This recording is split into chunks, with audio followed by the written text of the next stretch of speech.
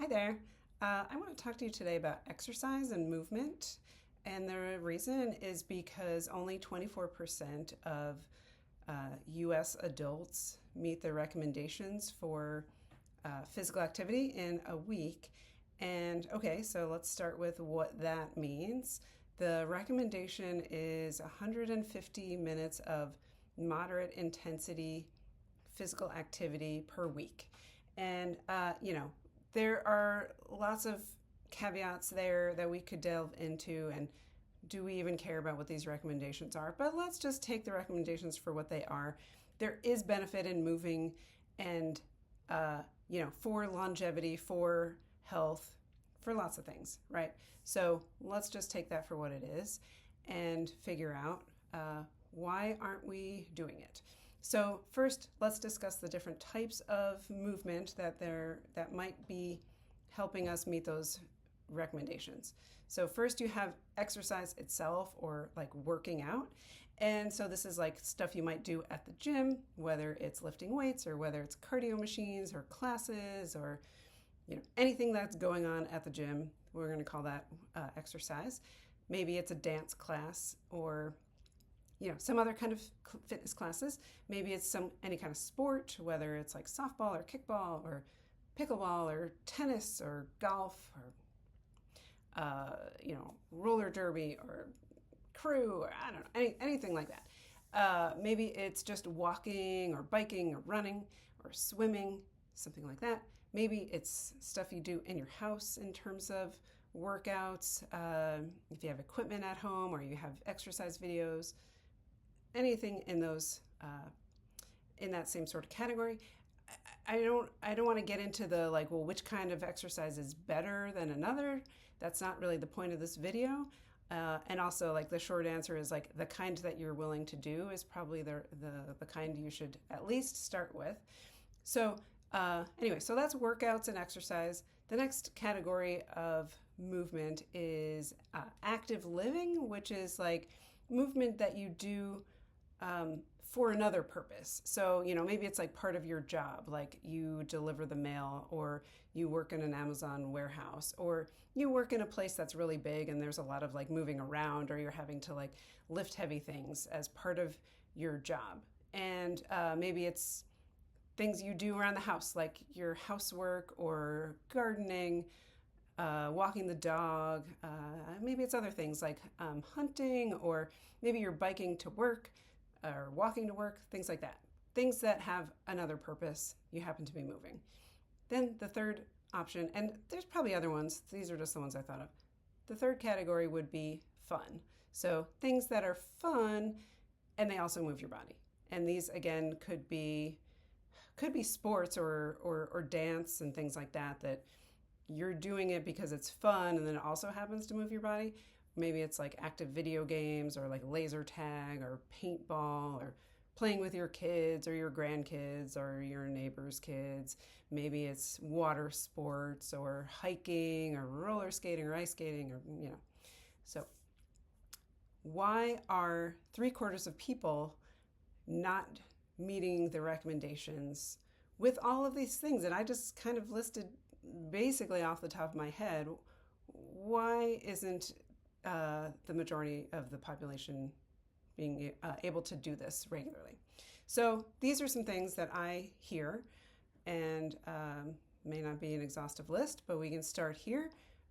Things like injuries, for sure, can hold people back, or congenital conditions that make it difficult to do some of these activities that we're talking about, or just maybe it's health conditions that prevent people from participating in movement activities.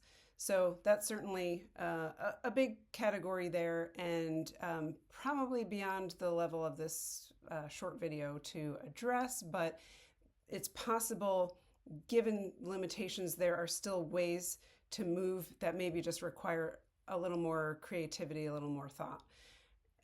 Let's see. Then there's lack of time, which is probably the biggest thing people say, I don't have time, which may or may not be true, but it feels true, and that's important. There's lack of interest, which to me is really about, thinking, I don't like to work out. I don't like going to the gym for, X number of reasons. I don't enjoy things that I don't like sports. I'm not good with, catching and throwing a ball or whatever the things are, right? Or I'm not competitive. Those are things that people say when they're saying like I don't move my body and these are the reasons.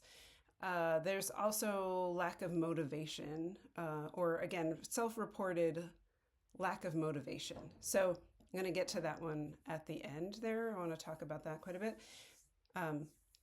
So how do we get through some of these barriers though? So, the first thing is to find something that you enjoy or you don't mind, or it feels sort of meaningful and purposeful. And if you don't have anything in mind, that might mean that it's time to try some things, right? And, this is like what we tell kids all the time with food for sure. If you haven't tried it, maybe you'll be surprised. Maybe you don't know if you're going to like it or not until you get out there and do it. And don't just do the thing one time, but give it a go. Give it a few times. And then if you still don't like it, now you've tried it. But, don't roll stuff out if you've never even given it a shot. You also want to figure out when you're going to do the thing. Say, I really like, X activity. You've got to figure out when it can happen for you. Maybe it only happens on the weekends, and that's still worthwhile, right? Maybe, you're thinking it's got to happen in the morning, but you're not a morning person. So maybe rethink that one. So you definitely want to give yourself, think through the thoughts. Is it going to be after work? Is it going to be before dinner? Is it going to be after dinner? Do you have to go somewhere? What are the things that are going to make it difficult to actually carry out this plan that you have? You want to make it easy on yourself though. So you want to, maybe put your clothes out the night before if you're going to work out in the morning, or put your shoes on at work that you're going to go home and walk in. And, that way you don't have to change into them when you're already at home and maybe you've sat down on the couch and now you're going to have trouble getting up. Maybe you make a plan with a friend so that the friend is, sort of expecting you. Maybe you sign up for a class and that feels like, okay, now I've made a commitment and, and it's at a certain time and a certain day and I just need to get myself there. So you want to figure out how to make it easy. How do you take some of those barriers away to make it easy to do the thing that you want to be doing, right? You also want to make sure you get some support from people in your life. So if you share a household with people, they probably need to be in on the plan. They don't necessarily have to participate in the thing, but you want them to know this is something that it's important to you and you're going to be doing this, and they are hopefully supportive so that you're not feeling guilty about not spending time with them when you're off doing your, quote unquote selfish thing of doing your exercise or your movement. So you want to make sure that the people in your life are aware and supportive. And you want to be realistic too about how often you're going to do the thing or how long it's going to take and what you're capable of given where you're at now. If you're not moving your body at all and you set a goal of, I'm going to take a 30-minute walk 5 days a week, maybe that's not the best place to start. Maybe it's more like a 10-minute walk twice a week. And, start there and see how that feels. Maybe that feels harder than you thought it was going to feel. Maybe you're only going to get out there once a week. And that's another piece is you have to try to be flexible and patient with yourself, that sometimes you're going to set an intention and you're not going to follow through. And it's not the end of the world. Yes, you want to try to build a new habit here, but you also don't need to beat yourself up for the times when you don't do it. Sometimes you don't feel well. Sometimes you're tired. Sometimes you just can't make it happen. And then sometimes you just don't feel like it. And it's not a great excuse, but it's still going to happen because you're a human and humans are imperfect. And sometimes we do things that we wonder later, why did we do that? So Just know that about yourself and try to roll with it and say, well, I did the thing once last week. That's better than 0 times. So cool. Maybe I'll increase it in the future, but that's what I did and that's okay. So let's get into motivation. So when we think about why are we even doing, why are we even talking about this? Like I said, there's long-term benefits, there's short-term benefits. Certainly, you have to figure out what are the reasons you want to move your body. What are the goals you have for yourself? Is it, long-term stuff like I want to walk my grandkids down the aisle, or, get up off the floor when I'm 80? I want to lower my blood sugar. What are the things that you're trying to make happen? And I guess that could be a short-term thing, but it could also be a long-term, like, management thing. You want to have some long-term, what are you working towards? But then some short-term things too. And maybe it's I'm lowering my blood sugar right this minute. And maybe it's, I want to be able to, like, reach my toes, or, put my socks on, or I want to be able to get up off the floor, now. I want to be able to, go up the stairs without getting out of breath. I want to be able to run a 5K. What are your things that you're trying to do right now that you're going to notice sooner than, like, what happens when you're 80? So, you have those short term and you have the long term sort of your why of movement. And then there's the extrinsic motivators. So, like, intrinsic is like what drives you to do the thing because it's fun and because you're getting these benefits. Like, that's going to get you doing the thing. But getting started is maybe where extrinsic motivators can help you, get going in the first place. And so those are things like, maybe like in a reward system. Okay, if I do the thing this many times, then I'm going to reward myself with whatever you decide. Maybe it's just like you're putting a little star on the calendar every time you do it, or a little sticker. Sometimes those are things that help, motivate us in the beginning. Like, oh, look at me, I'm doing the thing, I'm following through. Maybe it's, having some financial investment into the thing, like you're paying for the gym membership.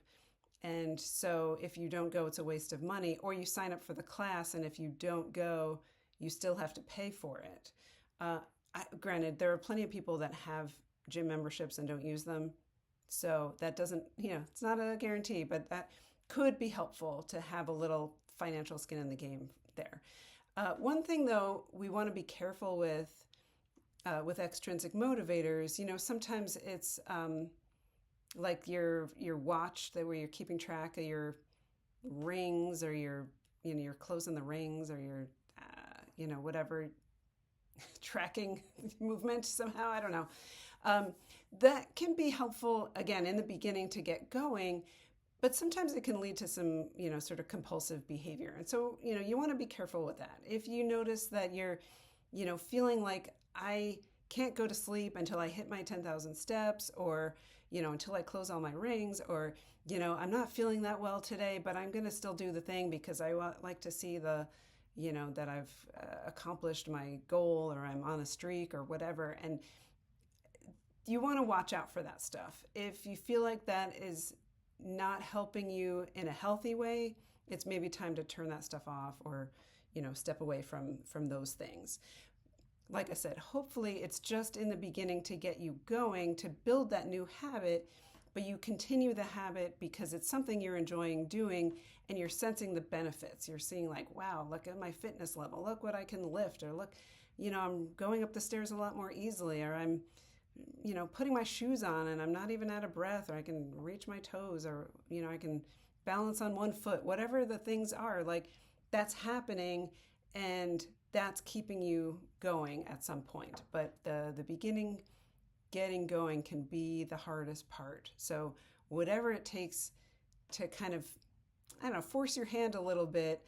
As long as the activity itself is something you're enjoying, the getting going part is where you need that push.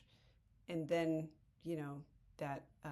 that internal desire takes over because you're seeing the benefits. So always you want to reevaluate along the way, like I said, with you're tracking your watch or something. If you're like noticing this is not serving me in a way that I find helpful, time to reevaluate that. Maybe the activity you picked seemed like a great idea. Turns out it's not your favorite thing. Or, you decided that working out in the morning is best, but now you're sleep deprived. Maybe reevaluate. So you want to check it out. Over time, things change, of course. Like maybe you're all set with your activity and everything's going great until a situation changes in your life and it's not going to work for you anymore. So it's time to think, okay, what am I going to do next? How am I going to change things up if you get bored or whatever happens? So I'd love to hear about your relationship with exercise and movement and how you've worked through any of these things. And thanks for watching.